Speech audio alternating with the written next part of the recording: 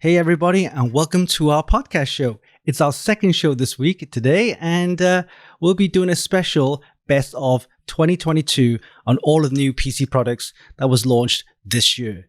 The best graphics card, the best CPU, the best motherboard, the best RAM, the best cooling, and the best SSDs and more.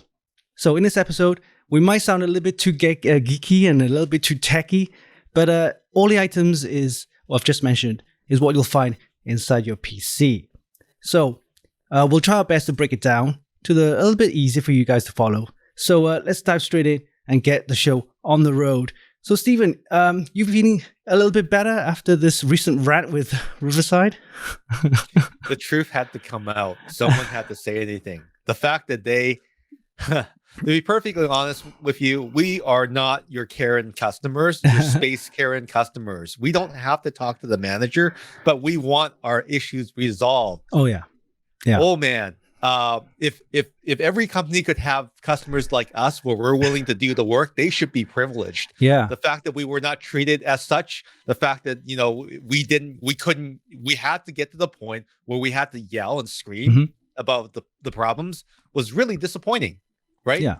Plus, they have a Black Friday. Riverside.fm has a Black Friday deal going on, which will probably overstress their already stressed system now. Yeah. I mean, we had to do our workaround, right? Which means using OBS to record, and we can use it as a main upload or as a backup. But at least we had to use our technical knowledge to do a workaround, which we shouldn't really need to if we're paying for a service, right? Yeah. We worked with their support. We did everything possible to help them. They should be paying us to do that type of work. We're not beta testers here, guys. We're not beta testers. We're paying for service. And one of the first fails already is that the recording has already failed, Winston. Yes, you see that over there? That's right. So it says refresh now, but if I press the refresh button now, the whole recording will stop. I have to reload again. So there's no way I can move this window out. You can see our window has dimmed, the screens. Yep. So should I press the refresh button now? If I do, I get logged out. But then you can get logged back right in. I can log back in. Let's do that right now. So let's do that right now. Okay. Give us a second, guys. Knock, knock. And we're back. Knock, knock. Knock, knock. That's exactly what we have to experience, just to get this recording. And I think it was last week. It was cutting like this every 5 minutes, 10 minutes, 5 to 10 minutes. And this is just to prove to you that we're not exaggerating. This is what we've been putting up with and ruining our ability to do podcasts on a weekly basis for you. We're only here for you. We want to build this community. We want to actually have a bunch of people that want to talk about this stuff, want to listen to the latest tech and everything like that, want to talk about other topics as well too, and want a couple of guys to kind of walk them through things. And we want to be those people, but we can't. And if the platform that we've chosen is a bunch of ass. Yeah, and sorry, I don't have a bleep button. Bleep. What's really frustrating is that imagine you're doing your podcast, you're in the zone, you're doing the flow, and suddenly this message pops up, and you got to restart time and time again. It just completely obliterates the flow and your enthusiasm, and sometimes you might see my face going because of this. So. Right. So there will be a worst of 2022 probably where the top spot will be Riverside.fm at this point. Just for clarity, they have reached out, and for transparency, they have reached out. They have apologized. They are still blaming Winston for the problems, though. How is that even possible? Guys, his machine? That's right. I mean, how? You see me on my show, my Funky Kid Live show, right? That's on every Friday, each and every week. And there's no issues when I'm streaming live on the OBS platform, right? I'm using the same equipment, and I have a fantastic show. We do like prize giveaways and things like that on the show. We have, there we go, another error message. Imagine now, I have to cut the flow. It's just, now I'm going to have to refresh, close the browser, reopen up again, right? Now, Winston, do you think this is a good time for us to just say, you know what, we've proven our point. Let's just stop the recording and let the support department analyze our logs like they say they were. And hopefully they are learning something from this. So we'll just continue with our backup system. But Winston's going to pop up for a couple seconds. He'll be right back, okay? All right. And we're back. All right, he's back. So I'm round going 2. To stop. And you know, like, just so you know what we're doing right now, we're taking the best of hardware, which is what Winston has in his machine, versus my, like, what is it? Like a 4-year-old Dell XPS 15. Which is not the best of hardware. I mean, I don't get what they're well, it's definitely not the hardware, and I know it's going to be the browser because I've restarted the browser twice already. Yeah, so it's if you looked at software, if you watched our previous podcast, that was fresh start, and that went through okay. I think hopefully.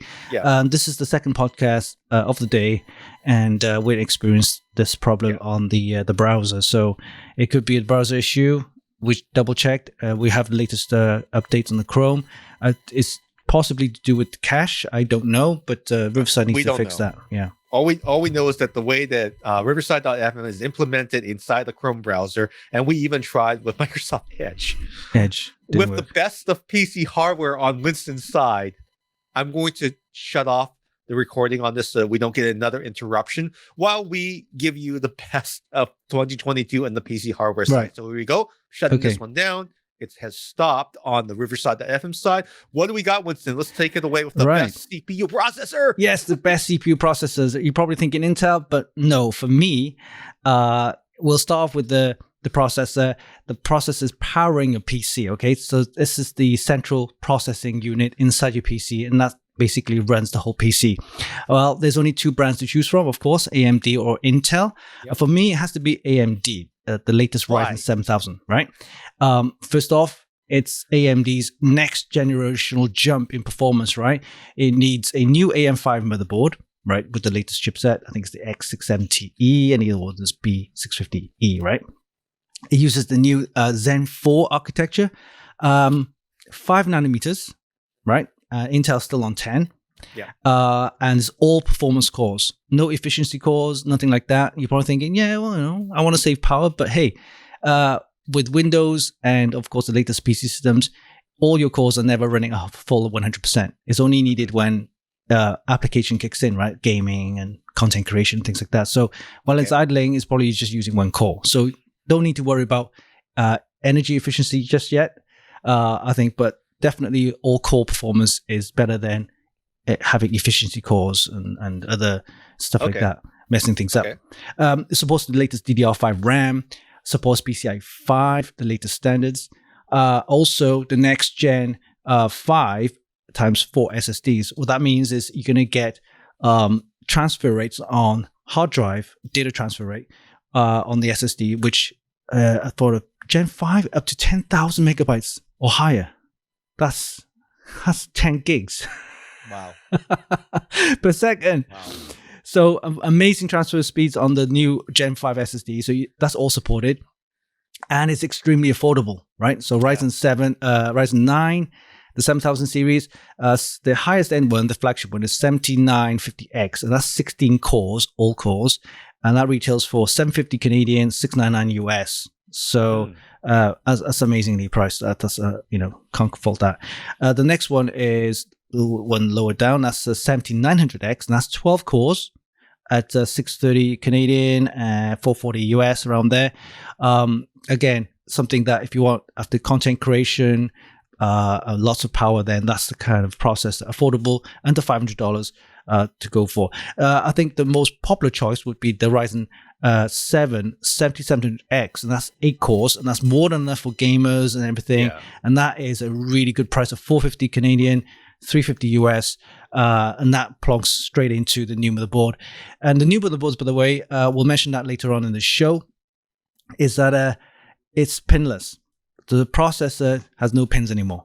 Unlike the older generation from AMD, you still have pins, right? These new ones, no pins. The pin's actually on the board itself of the socket. So they're like Intel. Yeah, exactly. Okay. Yeah. So with that, is a new platform from AMD. So you're gonna have to change your board. and it supports the new DDR5 RAM, so you probably need a new RAM. And that's the reason probably why a couple of weeks ago, there was a report that these chips weren't selling that well. And there's a reason because people are reluctant to change the existing system, which they have from last year or the year before, to go with the new platform. But with the Black Friday and also announcement of AMD dropping their prices, this is a steal. I mean, come on, they're going to get super, really good performance for that price, better than Intel. It's funny that on this side, AMD's making a big change. On the graphics side, they're not, which is working in their favor, right? All you have to do is drop it into the system and plug in your power connectors for AMD Radeon. Yeah, Radeon graphics card. But on here, you have to change everything. But it's a generational leap. Yeah, definitely. Yeah. So, and it's affordable rather than, with an Intel, for example, you're going to have to change the board, the RAM and stuff like that. And you have to literally do that like once a year, maybe, if Intel releases a new chip and new board and stuff like that, which is the pain. Oh, give you an example. The old generation AMD processors, which is on the AM4 platform, so the pins and everything, that AM4 socket and that platform has been around for like 5 or 6 years, longer even. And within those 5 years, Intel have released 3 different types of boards, 3 different types of sockets, and 3 different types of chips, which they're not backward compatible. Yeah. See? So it's a better investment on the AMD side to buy a board. That's right. So if you have this board, for example, the new AM5 platform for the AMD, then you're, I won't say guaranteed, but you're good to go for the next 3 years at least, even if they release new chips, because on the same platform they'll just update the firmware and it'll support the new chips, which is really good. You don't have to change your board every year. That's the thing. But you'll probably have to buy a higher end board, obviously, because the value boards will probably not get the same firmware updates and everything. Right. So buy what you can afford, but buy something a little bit higher end, probably better than the business level, probably a little bit up on the feature set when you're looking at the overclocking performance boards for those feature sets, just like normal, right? It's nothing has changed, right? Like I'm looking at these prices here, and man, you know what? My Core i7 Extreme 980X costs this much money, right? That is the Nihilum. Yeah, Nihilum. Yeah, something like that. That's old. That's like LGA 1366. I still have a system back. That's like 4 years ago now. 5 years. 2006. Wow, that's more than that's more than 10 years. 15 years almost. Yeah, I'm not even doing anything on my side. The browser's just frozen completely now. Yep, it's crashed. You can't make this up. Yeah, it just crashed. Exactly what's happening. Yeah, so we're not even on their platform, right? No, this is just a browser. This is just a browser. We are not even recording. So I mean, the fact that this is happening, and this is a tale of anyone that's looking to rely on Riverside.fm. Don't do it. This is actually what you will experience. We're giving you real-time telemetry of what you will experience if you decide to trust your podcast to Riverside.fm in its current state. I know that the people back there are trying their best, but clearly something is off. Yeah. Moving on. Intel, what do they got? Yeah, well, let's talk about competition. So Intel 13th gen processors. As you know, you'll probably need a Z690 or a Z790 board. The processors are still on 10 nanometers, so it's something that you might think, okay, it works. So I mean, people still go for Intel because of their content creation. A lot of the applications are specifically designed and written for Intel. So they still have a really fan following and all stuff like that. They have a reputation, right? Of course. Again, they're the first to support DDR5 RAM, first to support PCI 5, and also the Gen 5 SSDs. So they are in the forefront of developing new technologies. Don't get me wrong. I mean, they were first to develop the Thunderbolt 4 and everything, along with Apple, collaboration with Apple. So in terms of new technologies, they are in the forefront, and don't get me wrong. But the problem with Intel is that you have to change the board, you have to change the chip, you have to do a lot more, spend a lot more to get that. Missed one thing that's kind of ironic is that DDR5, PCI 5, Gen 5, but not 5 nanometer. Yeah, exactly. Yeah.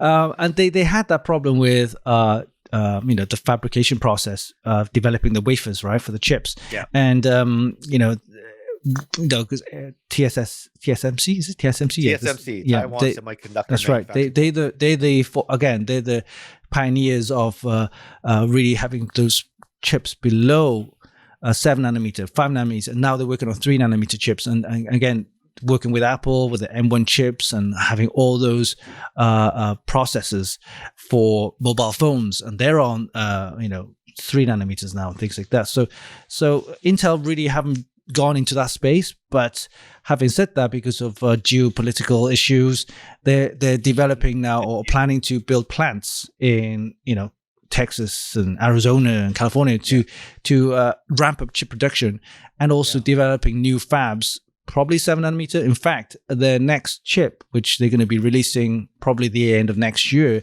will be on 7 nanometer and possibly 5 nanometer going forward. So hopefully Intel will catch up in terms of that.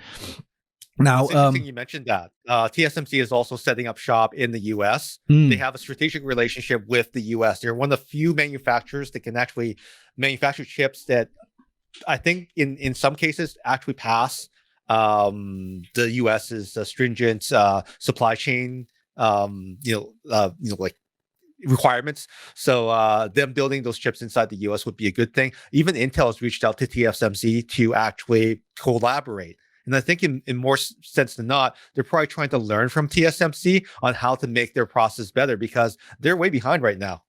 Oh yeah, Right? definitely, yeah. We'll see. It'll be interesting next year, because we'll see, Intel moving on to the lower nanometer process and see if that actually improves efficiency as well as performance. So that'll be interesting to see. All right. Prices have recently reduced on Intel because of course they've seen what AMD is doing, so they're trying to match their prices, but still pretty expensive.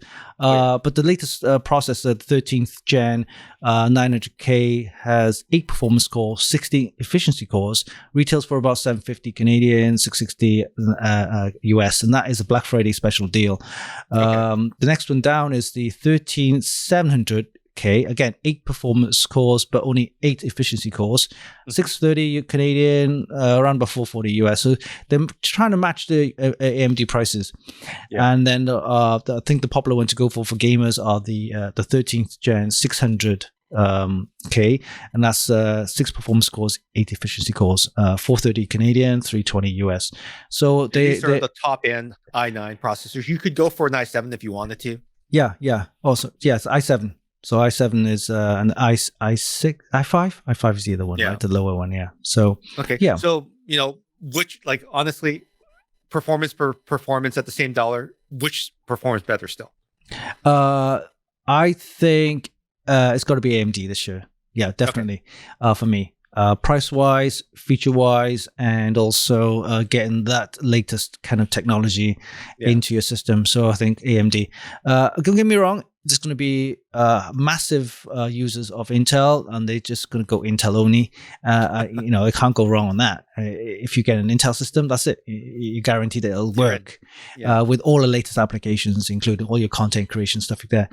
But just in terms, if your budget is tight, or budget concerns, then AMD is a very viable option. In fact, my laptop is using a Ryzen 9.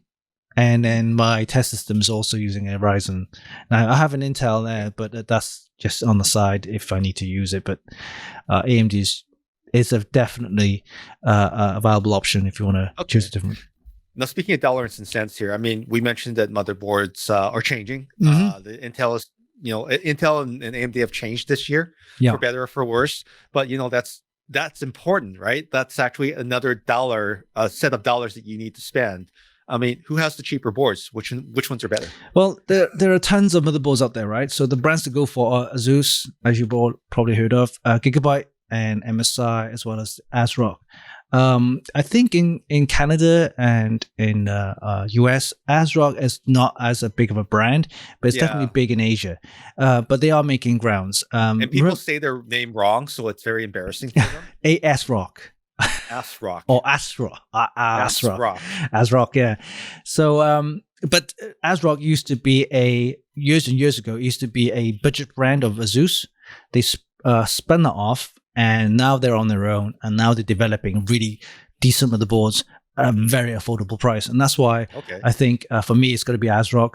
There are high-end Tai Chi brands or series are excellent. All right. It comes with all the latest enthusiast features and it's attractively priced compared to some of the Asus boards.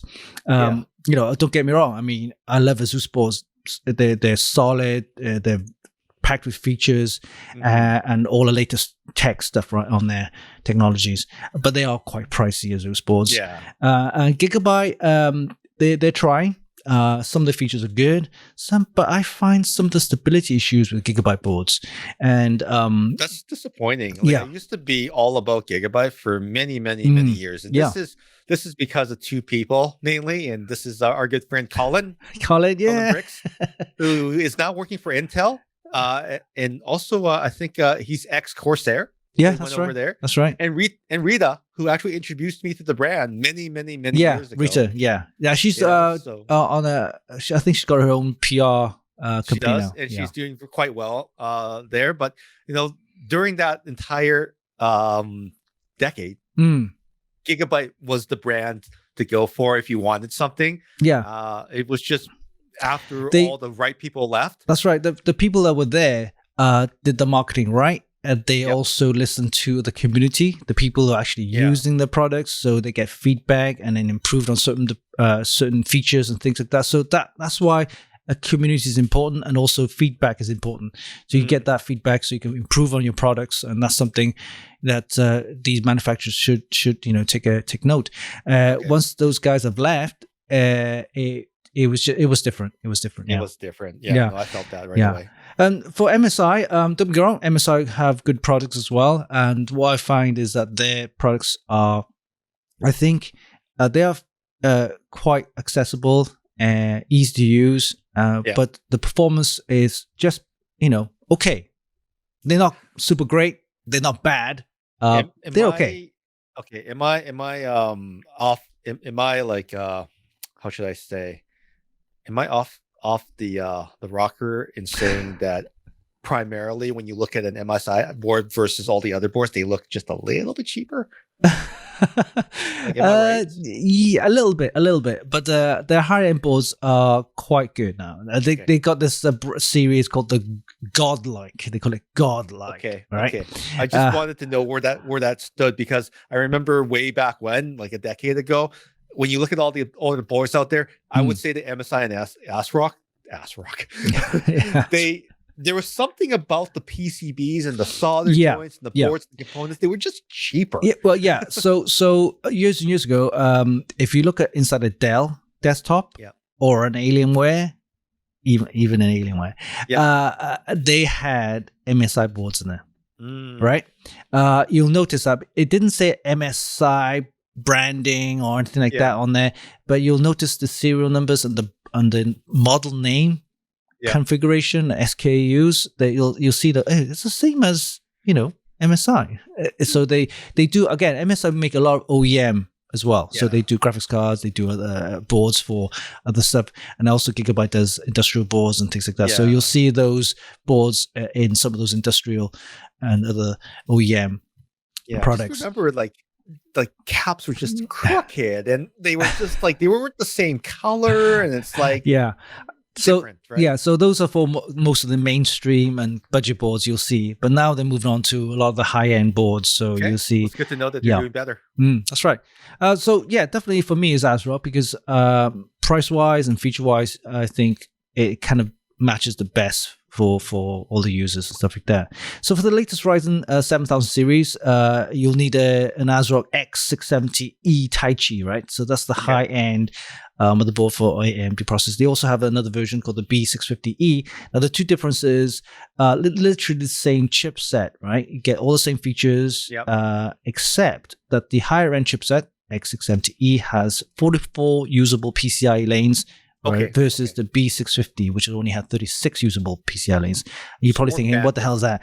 Well, you're using a graphics card, right? You're using an SSD inside your PC, and each of them uses PCI lanes, right? So the more SSDs you put in, and some people might have dual graphics cards in there, whatever. 32. And they use up 24. use up all those PCI lanes. And therefore, if you have the other board, which is the B650E, you may not be able to use too many PCI peripherals or add-on cards and things like that. But in most cases, stop the performance, right? Yeah, exactly. It will kind of use up all those lanes, and therefore you're not be able to upgrade or use those cards. An example is, for example, years ago, I put in 2 graphics cards. It was back in the day, SLI, right? Yeah. Nvidia, two Nvidia cards in there. I put in 3 PCIe SSDs, the M.2 SSDs. And I'm thinking, why isn't my other SSD detecting? Why is my other SSD lower performance? Realizing now that the PCIe lanes were all used up. See, that's what you get. The more PCIe products, add-on cards, peripherals, accessories you put into your PC, it uses up those lanes, and therefore higher-end boards will have more PCI lanes. Therefore, you need that. Most users will have 1 graphics card, maybe 2 maximum M.2 SSDs, then the other board will be fine. You don't need to spend an extra $100, $150, $200 just to get a high-end board if you're only using a graphics card and 1 SSD, right? Okay, so good to know. There you go. Good to know. All right. Both boards support DDR5 RAM, which is the latest, right? And you have different speeds depending on what you want. And they support PCI 5 for the latest graphics card, next-gen graphics cards. And the new boards will also have the next-gen PCI 5 times 4 for your SSDs, which I mentioned earlier in the other show, up to 10,000 megabytes per second transfer rate, which is fast.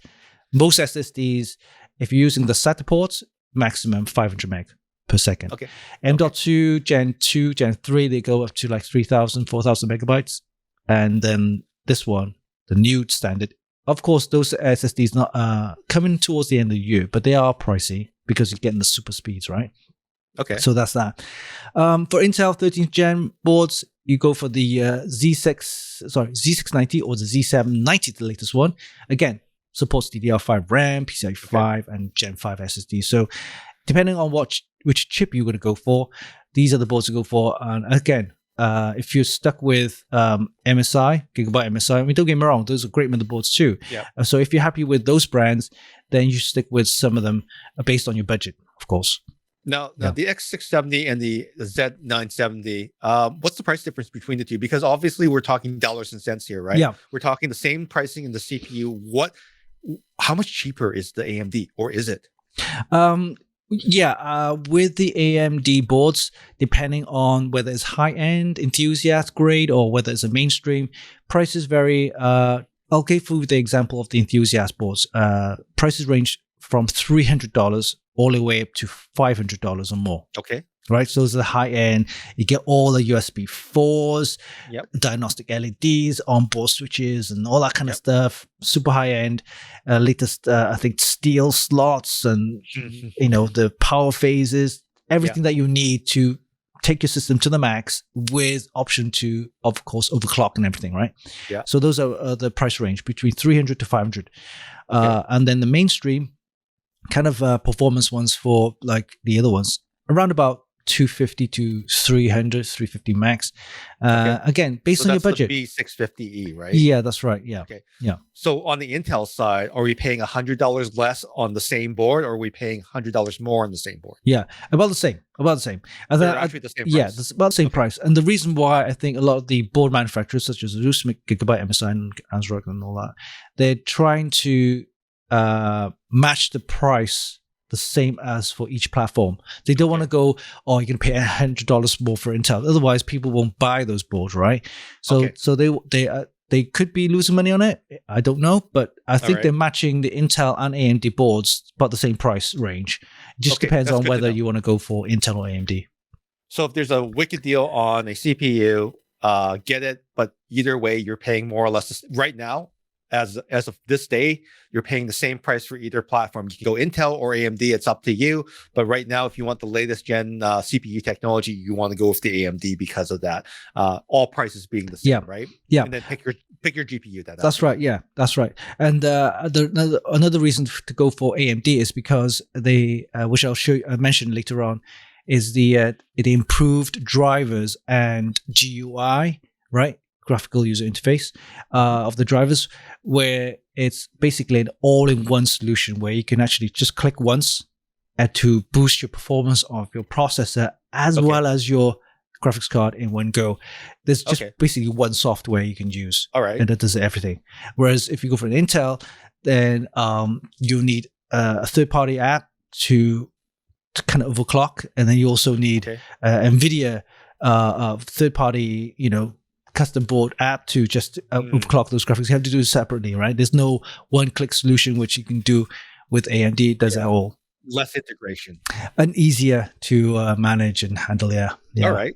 Okay, well, that's good to know. So boards, not a problem. Go whichever way that you want, but if you want a better option for high-end CPUs, it looks like the AMD has some options that are more price-friendly at the mid tier. So if you don't need 40 lanes and you only have one graphics card and maybe a couple SSDs, that might be the way to go. Yeah, definitely. Good to know. All right, let's but we were talking about that graphics card, like who's on top. Let's talk about graphics cards. As we all know, a few months ago, Nvidia launched botched their launch of their GeForce RTX 40 series. It was a master class, Winston. That's right. They launched and then unlaunched, and then they Two master classes. And then they melted their the power connectors. Anyway, it was way too pricey, costing $1,500 for an RTX 4090, which is the high end. And they also had to unlaunch their RTX 4080 12 gigabytes version, which they decided later to rename it to RTX 4070 Ti. Relaunch. So another masterclass. So much value. Relaunch and rename. Relaunch and rename. There you go. So learning something new. Yeah, and there's also an uproar on the melted PCIe 16-pin connectors, the new connectors that we have. We didn't bode too well for all the users out there. So, very bad PR for Nvidia. But don't get me wrong, the performance of our GeForce RTX cards are phenomenal. They are market leaders in terms of performance and everything. They just didn't do the marketing right and had a lot of issues. Okay, on the other opposite side of the spectrum, we have AMD, which have been killing it this year. So with the new processor launch and of course the new Radeon 7000 series, the processor amazing, and the new graphics card is again very affordable.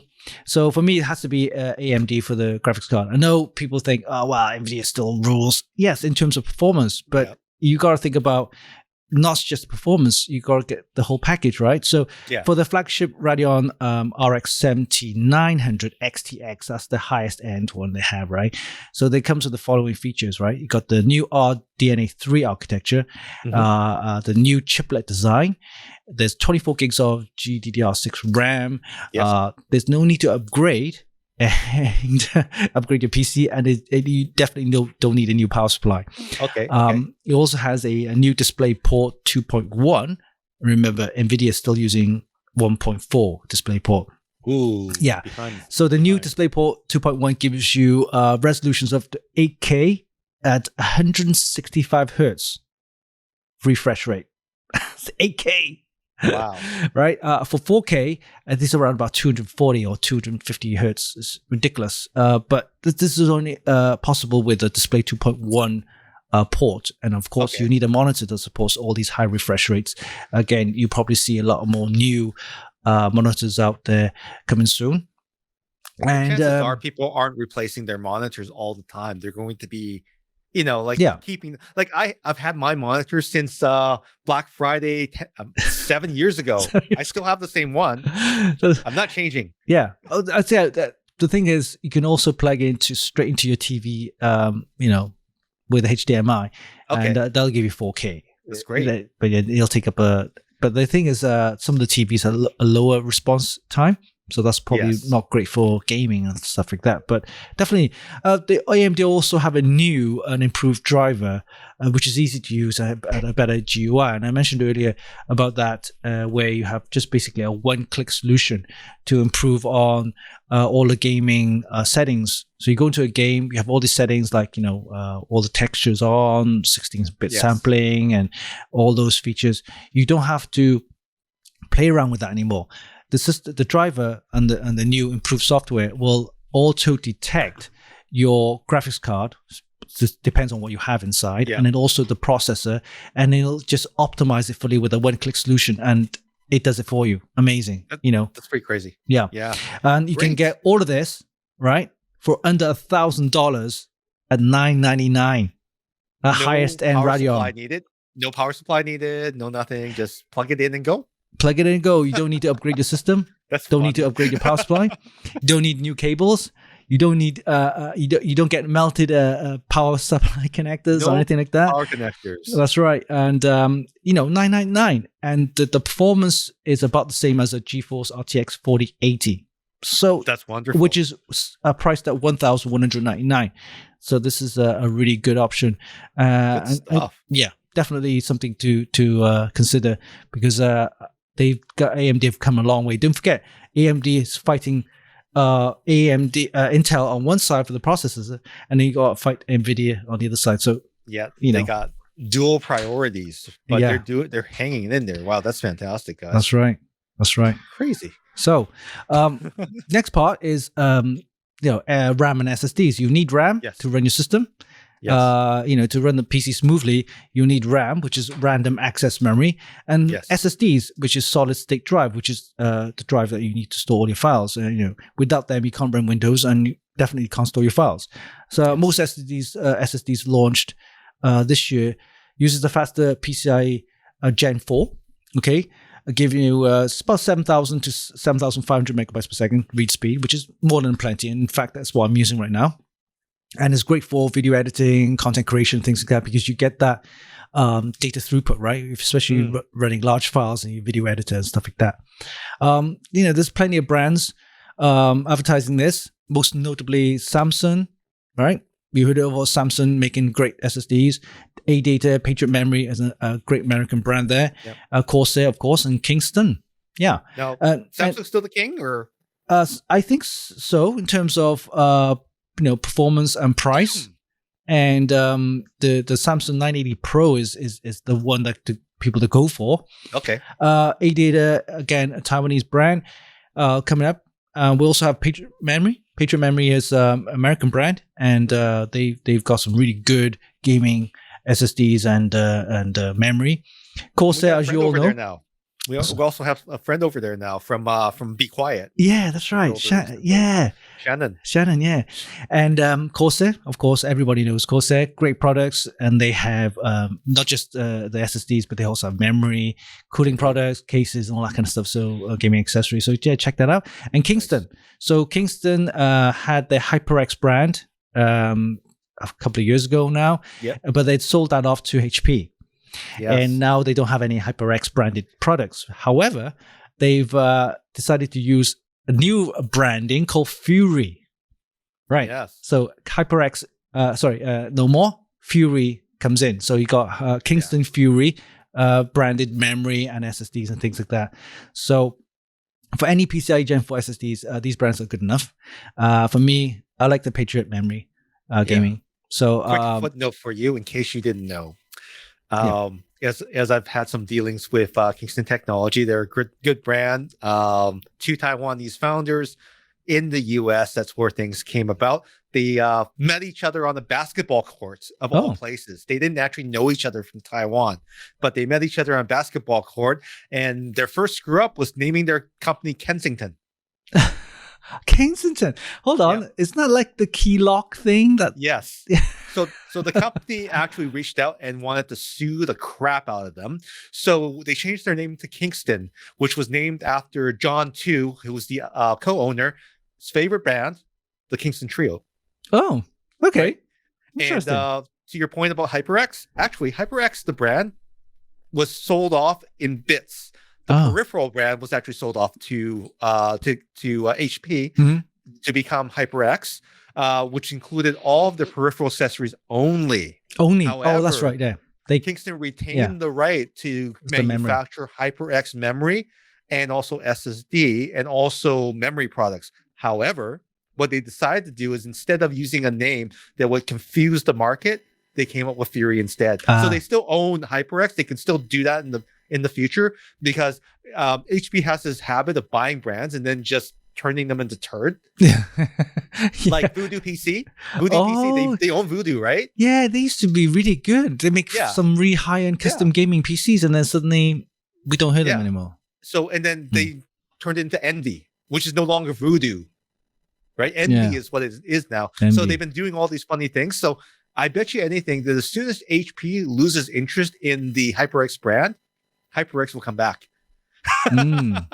Probably, yeah. So there's a possibility. Yeah. So funny, huh?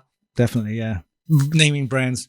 But for me, I think for Patriot Memory, the Viper gaming brand is good to break down. Solid. Yeah, they're affordable, good speeds, and they have large 2 terabyte capacity. So if you're in the stateside, look for Patriot Memory. They're a good brand to go for. They are. Of course, and the reason why I like Patriot Memory is because their branding, they do have a lot of community going on there with the gaming and things like that. So yeah, Patriot Memory. All right, moving on to RAM.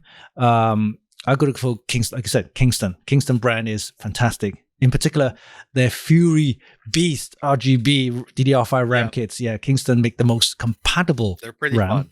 And that I'm aware of, because compatibility is a big issue for a lot of the motherboards. Even if they say, they support both XMP profiles. What's XMP? Yes, that's extreme memory profiles. That's an Intel thing, right? So basically, it's just a one-click optimization in memory. And also, AMDs have their own thing called the EXPO. Memory profiles. And that's extended profiles for overclocking.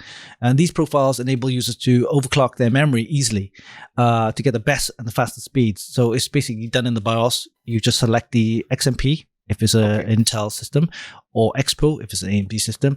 And I was going to say, auto. It sounds a lot like XMP. It's auto overclocking, basically. You don't have to do the memory timings and tweaks and things like that, the voltages. You just select the XMP on the Intel system or AMD, the EXPO, and that's it. So you get excellent compatibility from Intel and AMD, and also fast memory speeds. You got also RGB lighting and stuff like that. So definitely Kingston, for me, is the brand to go for because I've used many brands of memory before. Kingston seemed to be the best for compatibility both from the Intel and AMD. So I have a lot of Kingston memory. Yeah. I have a lot of it. DDR3. That's whole like pile of it. DDR3. Yeah. So Intel and AMD compatibility has got to be Kingston. So that's my take. Nice. All right. So next part, cooling. Yeah. Right. So what about it? Yeah, we all need cooling. So air cooling with a heatsink and fan used to be okay. That's what we used to do years ago. But now with all these new CPUs running up 5 gigahertz above or higher, you need to provide sufficient cooling, right? So I recommend an all-in-one cooler, right? And what's an all-in-one cooler? Well, these are coolers come with a CPU water block, a radiator, and of course the water block has the built-in pump and cooling fans, right? And basically it's an all-in-one liquid cooler. And you're probably thinking, well, I'm not going to go liquid cooling, it's going crazy, how it's too complicated. No, but these ones are really easy to fit now these days. Some of them include LCD display, right, to monitor your PC's health, which is great. They generally come in 3 sizes. The smallest one is about 120 millimeter, which is the standard kind of fan size. Then you got the standard size, which is 240. 120 millimeter fans, and the largest one is the 360, which is basically 120 millimeter fans, right? And those come different various pricing, but brands go for are Thermaltake, NZXT, Corsair, and Asus, right? Reason why? Because I love the built-in LCD display on their CPU water block, right? And allows me to can monitor the PC's health, including monitor temperatures, CPU speeds, and things like that, and voltages, using the software. So the software allows you to customize the display, have RGB and things like that. So for me, I'll probably go for the Thermaltake. Right, I like them.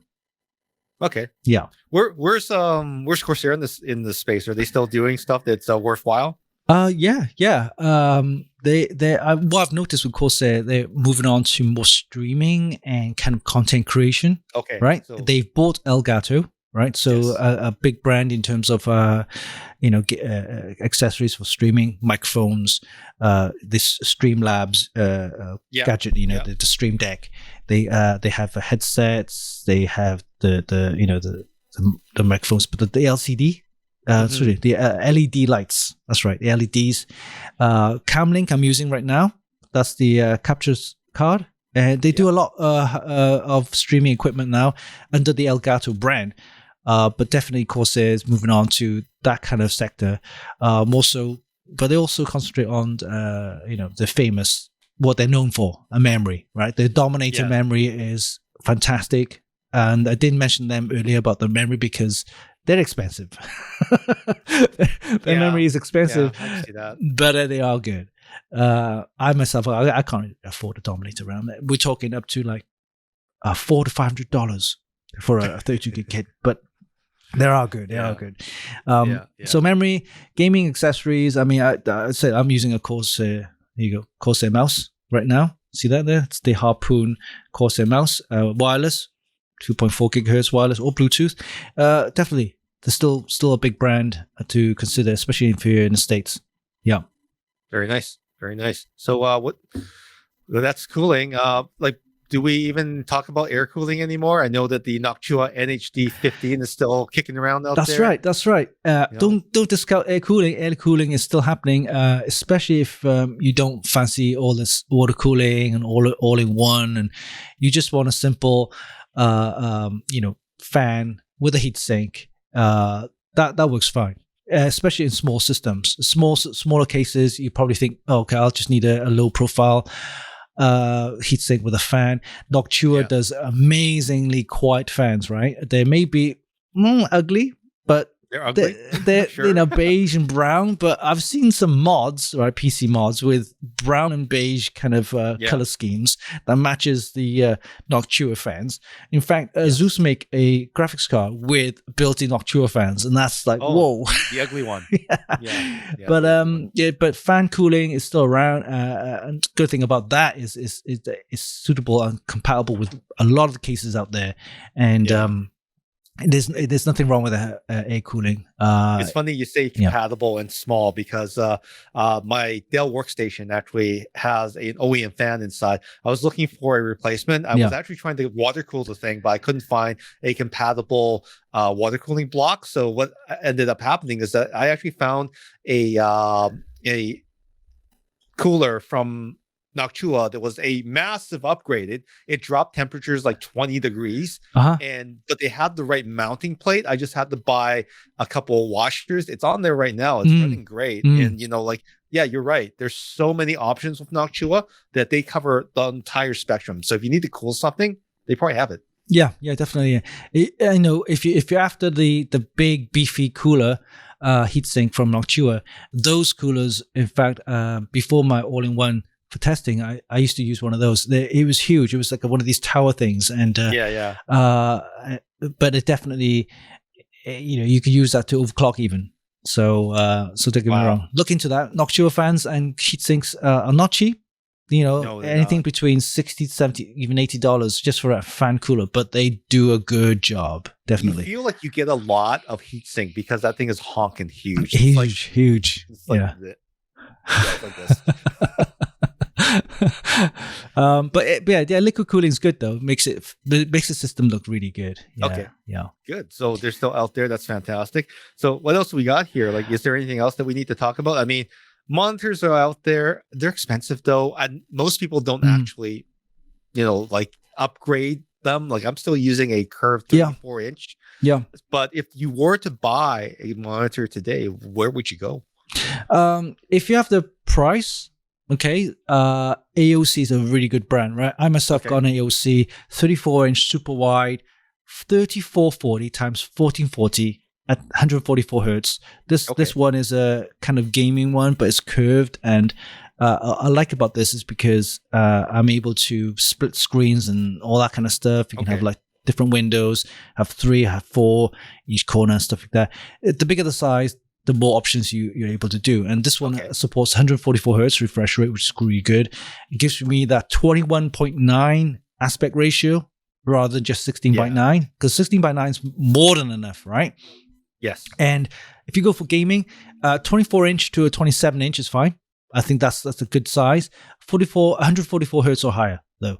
So look for those. If they're really affordable now. You can get like 24-inch, 200 hertz for around about $169.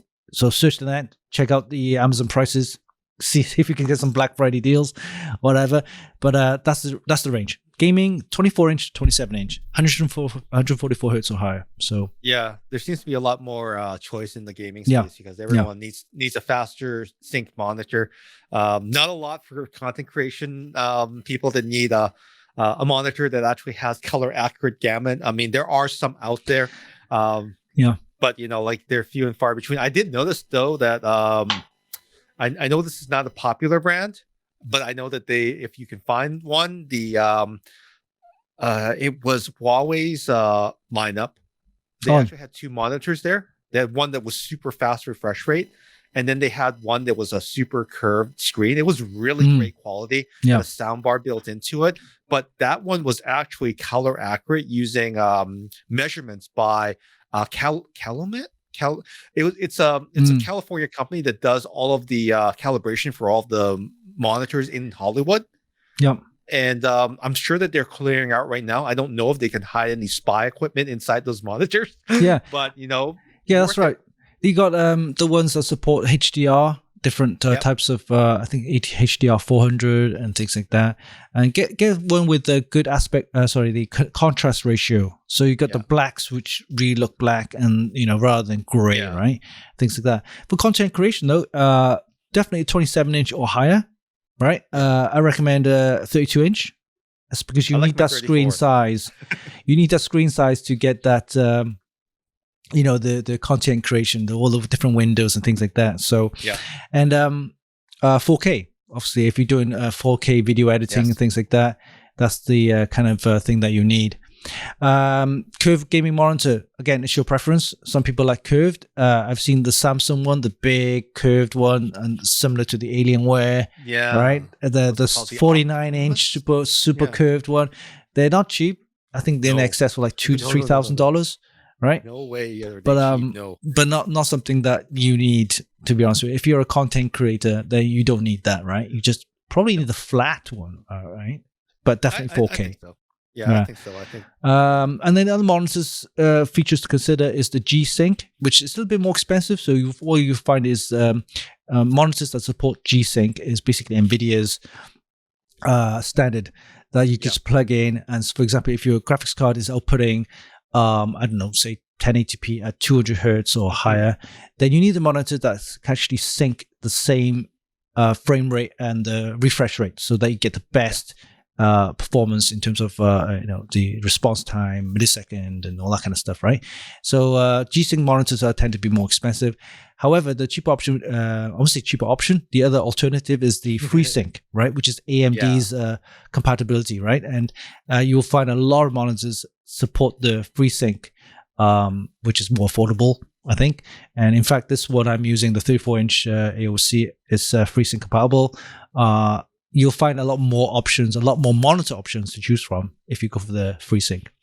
Yeah. I think BenQ is also a good brand out there if you can find a good deal on them. You find them more in Canada and what else? Even Dell. Dell monitors are good. Yeah. Dells are actually BenQs. All right. Yeah, because Dell monitors, I think a lot of people, for example, my brother, using a Philips 40-inch, he bought that years ago, and he's looking into the Dell one. My other friend who's into photography is looking for a Dell monitor as well. Yep. I'm thinking, Dell? Why Dell? Because their RGB, Adobe RGB gamut is almost 100%. Yeah. So you need that for accuracy. Exactly. Yeah. Versus high refresh rates. You can either get a high refresh rate monitor with a not so great color accuracy, or you can get a higher refresh rate or lower refresh rate monitor with better color accuracy. And that's why it was weird when I saw that Huawei monitor floating around there. Like, you'll see it. It's brown. It looks beautiful. But, spyware, maybe. I don't know. Yeah. So it depends on what you need it for. There are plenty of choices out there. And, based on your budget, it depends on what you want. But I think for me, 34-inch super wide is definitely something I would want to get. I think so too. Curved. It's a slightly curved. It's got a 1500 curve. If you don't know what they are, you could do a search on Google. The curve on the monitor, they have different aspects of curves, Yeah. right? 1800, 1500, 1600, depending on how curvy you want your monitor, right? Yeah. The higher the number, I think the more curvy it is, right? Something like Yeah. that. So for a gamer, maybe. For a content creator, you want more of this. So Yeah. flatter. More flatter, yeah, because Yeah. you gotta see the timeline of your video, right? Yeah. So you can just kind of drag and drop and rotate whatever. Gosh, that was a good buy. I bought my 34-inch Black Friday years ago. 34-inch Dell, widescreen, full RGB gamut and everything, multiple inputs, DisplayPort. It was $799. 700. Yeah. We're talking about what, 5 years ago, you say? Over 5 years now. 4 or 5 years. Yeah, so that was about the price range back then. Nowadays, you probably be able to pick it up for about 300 or less, right? That was full HD. Full 4K. 4K. Oh, okay. Oh, that's it's full 4K monitor. In that case, you got a really good deal back then. I thought I did because I can't find any other monitors out there that don't have it's this horizontal resolution that's always less than it should be. Mine was full. It was over 2160, which is the minimum for 4K. Yeah, 2160. Yeah, 4K. Wider than wide. So if I watch 4K content, I actually have slices, black bars on the left and the right hand side, but the vertical resolution was correct. It's the full. Right. Yeah, and a lot of the cheaper monitors, it's actually less than 2160, so you actually don't get full 4K resolution. So that's something that's worthwhile looking at, because if you buy a curved monitor, it's 34-inch, but you don't actually have full 4K to begin with. It might seem like a good deal, but if you were expecting to watch a movie in 4K, you're not going to get that. I bought this one specifically for the fact that when I master a video, it has to be 4K. It has to be 4K for especially video projection, stuff like that. So what you'll find is 4K widescreen monitors, curved. It's quite hard now, actually. You don't see many curved 4K monitors. But however, you do get a lot of curved super wide 1440p. What's 1440p? Actually, that's 2K. So that's 2K. Yeah. So 2K is okay. I mean, you don't if you're doing it's not 4K. It's not 4K. Yeah. So if you do video production, you need 4K. If you want gaming and stuff like that, then 2K is more than enough. Yeah. Yeah. Photos and everything like that, probably just fine for any content creator. That's probably okay. But if you're doing video specifically and you're mastering in 4K, you have to watch it in 4K. Oh yeah. You need 4K for that. All right. So that's all the hardware, the PC products of 2022. There are more gaming accessories. We'll probably do that in another show, right? Yeah, or drop some ideas below in the comments. That's right. We need some more comments, so make sure you comment lots. Like, make us work at it. All right. So I think that's all covered for this. Today's podcast, best of 2022 products, PC products. Hope you enjoyed this show. Again, leave your comments. They will have some links down there from Amazon to see if you're interested in some of those products, which is we mentioned earlier. So definitely give us some feedback. And where can we find you, Stephen? If you want to shout at you. Oh yes, you can definitely find me on the trollscape of Elon's mind. That's Twitter at Stephen Fung. I'll be there for quite some time. I'm not going to give up that easily. Right. I'm enjoying the fire. That's the burning house. So definitely find me over there in amongst the rubble. You can also find me on Mark Zuckerberg's more empathetic and sympathetic platform of the metaverse, on Instagram at Stephen Fung as well too. How about you, Winston? Yeah, definitely metaverse, Instagram, Facebook, one of those anyway. You'll find me at Winston Chim. Yeah, on Twitter. I've been trying to improve my Twitter tweets, but I'm not sure. But anyway, is it whether good to get that blue tick? Yeah, you need to pay for the blue tick to get the Twitter tweets now. Is it $8.99 or $8 a month? $7.99 US, and it's the price of a latte, double espresso latte at $8. Whatever. Well, at Elon Musk's Twitter at Winston Chim, you'll find me there too. Lifestyle stuff and other kind of vlogger style stuff. Yes, sir. All right, hope you enjoyed that. And until next week in our podcast show, Stephen and I, and see you soon. Bye. Bye.